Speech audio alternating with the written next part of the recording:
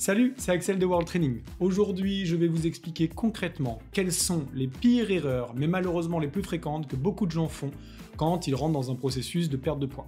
Pour celles et ceux qui me connaissent, je suis coach et diététicien sportif et je ne pars pas du principe d'avoir la science infuse. Le but aujourd'hui, c'est de vous apporter des réponses, de vous donner mon expertise et de vous expliquer pourquoi aujourd'hui je vous déconseille très fortement de répéter ces 3 mêmes erreurs et pourquoi ces erreurs vous mènent forcément à l'échec dans votre processus de perte de poids. Si vous cherchez à atteindre votre objectif de manière saine, durable et sans les frustrations courantes, alors cette vidéo et d'ailleurs l'ensemble du contenu que je mets à votre disposition est fait pour vous. Les informations que je vais vous donner dans cette vidéo sont essentielles pour que vous puissiez prendre des décisions éclairées et basées sur une chose, la réussite à long terme.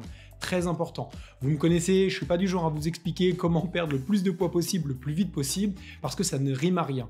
Donc le but du jeu et tout le contenu est tourné autour de l'optimisation de la santé et de la perte de poids durable. Maintenant, et sans plus attendre, passons à la première erreur courante que vous devez éviter pour réussir votre perte de poids durable. Il s'agit du déficit calorique traditionnel. Quel est notre premier réflexe quand on pense à un processus de perte de poids? Manger moins de calories que ce qu'on dépense dans la journée. C'est le concept du déficit calorique, c'est plutôt logique jusqu'ici. On a tendance à se tourner vers des méthodologies qui proposent des résultats ultra concrets, mais surtout ultra rapides, le concept du régime restrictif d'ailleurs, et c'est peut-être l'une des approches les plus courantes, mais aussi les plus destructrices pour les gens qui l'adoptent dans l'espoir de perdre du poids rapidement. Justement parce que tout est basé sur la rapidité, mais jamais sur ce qui va se passer derrière, sur ce qui se passe après. Alors, avant de commencer, qu'est-ce qu'un régime restrictif? Parce que le mot régime est utilisé sous toutes ses coutures, il est important de comprendre ce que je vous conseille et déconseille de faire. C'est essentiellement un régime alimentaire qui vous oblige à éliminer ou à diminuer fortement des groupes d'aliments entiers dans l'optique de réduire considérablement vos calories. Je mange moins de calories que ce que je dépense dans la journée. Jusque-là, tout va bien, l'objectif est de perdre du poids. Mais alors, où se trouve l'erreur? La première problématique dans ce type de régime, c'est que ça va venir dégrader et éliminer votre masse maigre. En clair, vous allez perdre du muscle. Et c'est surtout pas ce que vous voulez lorsque vous essayez de perdre du poids. Donc le but étant de maintenir une bonne santé métabolique, et la problématique quand vous rentrez dans ce type de régime, c'est que vous allez perdre certes du poids sur la balance, mais vous allez aussi perdre beaucoup de masse musculaire. En clair, vous dépensez moins de calories sans rien faire parce que votre métabolisme basal s'adapte. Plus vous avez de masse musculaire, plus votre corps est une machine à brûler du gras. Moins vous avez de muscles, plus vous allez devoir faire d'activité pour venir augmenter cette dépense énergétique. Donc le résultat est très simple, c'est qu'une fois votre perte de poids réalisée, vous êtes en régime pour le reste de votre vie. Ou vous reprenez une alimentation équilibrée, normale, et vous vous retrouvez à reprendre le poids perdu, voire pire, à reprendre plus parce que votre métabolisme brûle moins de calories au repas. Si vous perdez du poids, mais que vous bousillez votre métabolisme, ça ne peut pas fonctionner. Deuxièmement, vous accumulez également des carences nutritionnelles. Donc en vous privant de certains groupes d'aliments, vous allez manquer de vitamines, de minéraux. Sur le moment, pas d'impact significatif sur le poids. Vous mangez moins, vous avez moins de nutriments, le poids descend, c'est ok. Mais à un moment donné, mal de tête, fatigue, blessure. Et ça, c'est pas lié au hasard. Votre corps a besoin de 2 choses pour fonctionner correctement. La première chose, c'est du carburant, les calories apportées par le biais de l'alimentation ou par le biais des graisses. On a les 2 facteurs. Mais il y a également des aliments qui sont dits fonctionnels, donc les micronutriments, qui eux sont apportés par le biais de l'alimentation, tels que vitamines, minéraux, les fibres, l'eau. Mais la vraie problématique dans tout ça, c'est que ce type de régime a tendance généralement à causer des problématiques psychologiques en rapport avec l'alimentation, comme des troubles de l'alimentation, de l'anxiété et de la dépression. Plus vous interdisez les aliments, plus vous vous battez contre votre alimentation, plus vous vous battez contre votre corps et votre poids, plus vous aurez tendance à rentrer dans un cadre, dans un cercle vicieux qui vous pousse à prendre les mauvaises décisions, à culpabiliser au moindre effort, au moindre écart, ou dès que vous sortez de votre diète prévue. Alors, concrètement, comment faire à la place? Est-ce que je vous conseille de compter les calories? Non. Est-ce que je vous conseille de suivre un planning alimentaire précis avec des menus, avec un système de points? Pas du tout. Au lieu de vous priver, concentrez-vous sur une alimentation équilibrée, riche en nutriments. Choisissez des aliments entiers, des légumes, des protéines maigres, mais surtout, apprenez à écouter votre corps. C'est ce qu'on appelle l'alimentation intuitive. Donc ça, c'est les conseils de base. L'objectif n'est pas de faire un régime, mais de créer un style de vie alimentaire qui vous permet de maintenir ces actions sur le long terme. Un apéro n'a jamais fait grossir personne. Le sucre n'a jamais fait grossir personne non plus. Le but est de se reconnecter à ses besoins, arriver à faire la différence entre fringales et besoins physiologiques. Est-ce que tu connais l'impact des aliments que tu ingères sur ton corps à l'instant T? De quoi ton corps a besoin? Est-ce que tu arrives à écouter les signaux que ton corps t'envoie. Est-ce que tu es capable également de les analyser pour y répondre correctement? Sinon, tu te laisses driver par plusieurs choses. 1, les habitudes, et 2, tes émotions. Et ça ne peut pas fonctionner. Oui, le recalibrage alimentaire est intéressant, mais ce n'est pas suffisant non plus pour apporter toutes les réponses à ton corps. Pourquoi? Parce que ça manque d'une chose, ça manque de nuances. Donc on t'explique toujours comment potentiellement tu peux répondre à tes besoins en mangeant tel et tel aliment, mais ça manque de contexte. Est-ce que tu as faim? Est-ce que tu as un besoin de plaisir? Quel est ton environnement? Quels sont tes besoins à l'instant T? Donc il est important de comprendre que le but du jeu aujourd'hui n'étant pas de rentrer dans un régime drastique, mais de se reconnecter à son alimentation et se reconnecter aux besoins de son corps. Donc ça passe par l'alimentation intuitive. Dis-moi dans les commentaires si tu te reconnais, si cette erreur te parle et si tu as tendance effectivement à rentrer dans des régimes drastiques ou à rentrer dans le piège de l'alimentation, rééquilibrage alimentaire et pour autant tu n'as pas de résultat. Maintenant, on va voir la deuxième erreur courante à éviter dans votre parcours de perte de poids, c'est ignorer la recomposition corporelle. Donc il est assez facile de sous-estimer l'importance de l'activité physique quand on essaye de perdre du poids parce qu'on se dit que potentiellement tout est basé uniquement sur l'alimentation, mais c'est une erreur qui peut être très coûteuse. Pourquoi? 1 kg de muscle peut brûler environ 10 à 15 calories par jour au repos. 1 kg de graisse brûle environ 4 calories par jour au repos. Donc ignorer le concept de la recomposition corporelle, ce n'est pas voter pour votre avenir. C'est important de le comprendre. Aujourd'hui, le but du jeu est certes de perdre du poids, mais c'est de perdre du poids durablement, de ne pas être en combat avec son corps. Donc si tu perds du poids sur la balance, si le chiffre sur la balance diminue, mais qu'à côté de ça, tu as perdu de la masse musculaire, tu ne fais que diminuer ton métabolisme basal.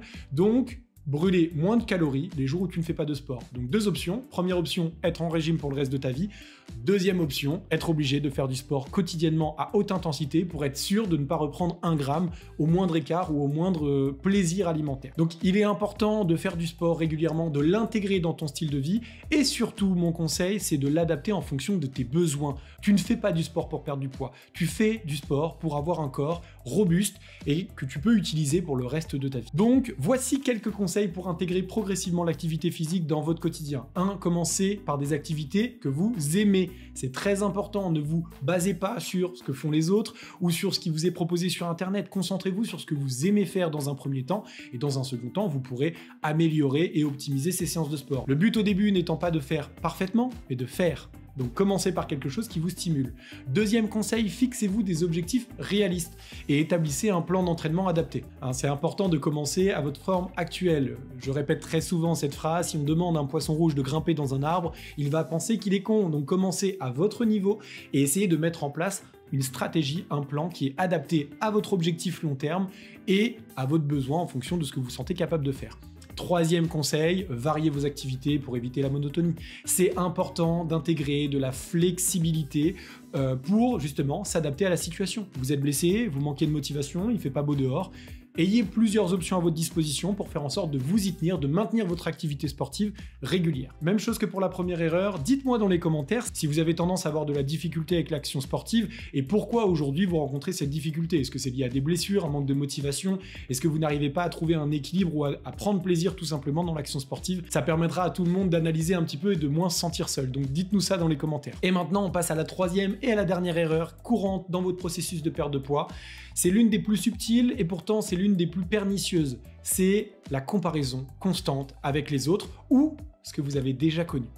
La pression sociale pour correspondre à des normes de beauté irréalistes est omniprésente aujourd'hui dans notre société actuelle, sur les réseaux et dans le processus de perte de poids. On est submergé par des images de corps parfaits, des réussites spectaculaires en moins de 2 semaines avec des pertes de poids incroyables et tout ça, ça crée un sentiment de « je dois ressembler à ça ». Ce qui peut nous amener à des décisions impulsives et inadaptées. Parce que soit vous avez déjà connu une perte de poids en ayant fait un régime drastique, oui, vous avez peut-être perdu 10 kilos. Aujourd'hui, si vous regardez cette vidéo, c'est que vous n'êtes pas sorti d'affaire. Donc, la folie de faire toujours la même chose et de s'attendre à un résultat différent, ce que je vous conseille aujourd'hui, c'est de vous concentrer sur la vision long terme. De quoi j'ai besoin aujourd'hui? Chaque personne est unique, vous avez des besoins, des objectifs et un besoin psychologique qui est complètement différent.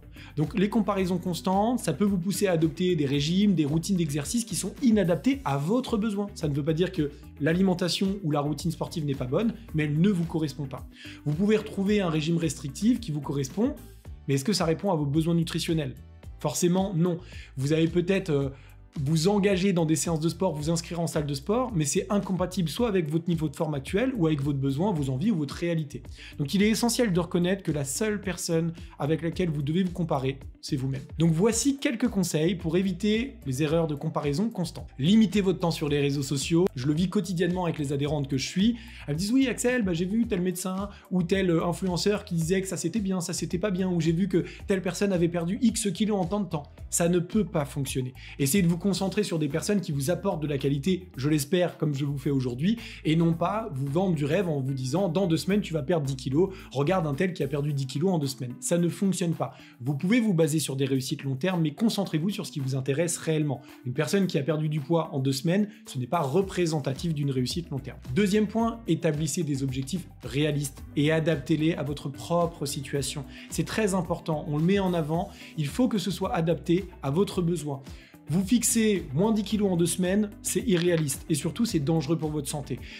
Deuxième chose, il faut que vos babines soient en adéquation avec vos bottines. Entre ce que vous dites et ce que vous faites, il faut aller chercher une cohérence. Aujourd'hui, vous réagissez comme une personne qui cherche à perdre du poids rapidement, alors que dans votre inconscient, vous cherchez à perdre du poids sur le long terme. Donc, concentrez-vous sur la notion de long terme, sur ce dont vous avez besoin pour tenir quotidiennement vos actions. Votre corps est le reflet des actions que vous mettez en place au quotidien. Et troisième et dernier point, cherchez du soutien. Cherchez de l'inspiration dans une communauté de personnes partageant des objectifs similaires, donc des objectifs long terme, avec un rapport au corps qui est sain. Votre voyage de perte de poids est votre propre aventure. Ça, c'est important à comprendre. Au lieu de vous comparer aux autres, concentrez-vous et célébrez vos petits progrès. Donc, concentrez-vous sur cette vision long terme et accomplissez ce que vous devez faire. Concentrez-vous sur les actions qui vous permettront d'avoir des résultats. Je vous encourage vivement à prendre des mesures aujourd'hui pour changer votre vie. N'hésitez pas à laisser vos commentaires, vos questions ci-dessous. Votre engagement est essentiel et je serai à disposition pour vous aider et y répondre. Pour terminer et rajouter une conclusion, rappelez-vous que la perte de poids est un voyage personnel et ce qui compte, c'est votre progrès, votre santé et votre bonheur. Arrêtez de vouloir aller vite, allez loin. La perte de poids n'est pas un sprint, mais un marathon. Je tiens à vous remercier d'avoir pris le temps de regarder cette vidéo. Et si vous voulez aller plus loin, n'hésitez pas à me mettre un commentaire ou à m'envoyer un message pour actionner un changement simple, progressif et durable. Bisous.